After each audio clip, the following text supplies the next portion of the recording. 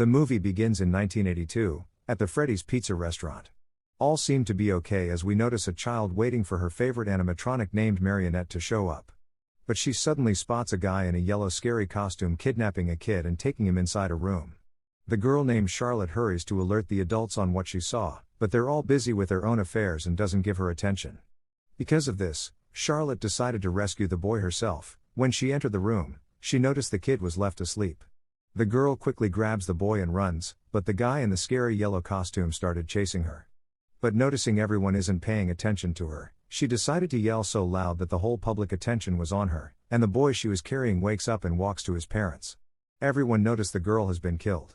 Later on, the police investigated about the girl's death, but Williams was able to win the case against the police because the girl entered a place that was restricted and she could have had an accident.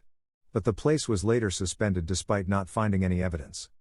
Next death scene was when Lissa discovered a large music box and unfortunately, she decided to turn off the music not knowing that this will wake up the animatronics puppet.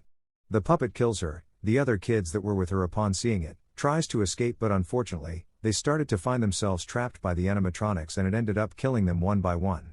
Next death scene was when a girl called Abby attended a technology competition in her school.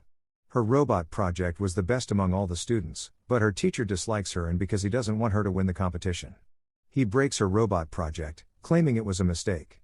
After school, Ivy meets with animatronics called Chica, who tells her that she's going to be her robot project, but asked for a favor in return, which is, Ivy must deactivate the barriers that limits Chica from getting out of the room. When Ivy brought Chica to the technology competition, the teacher claims that she brought a person wearing a costume, and disqualifies her from the competition. But after competition, when the teacher was alone, Chica shows up and kills the teacher in a terrifying way.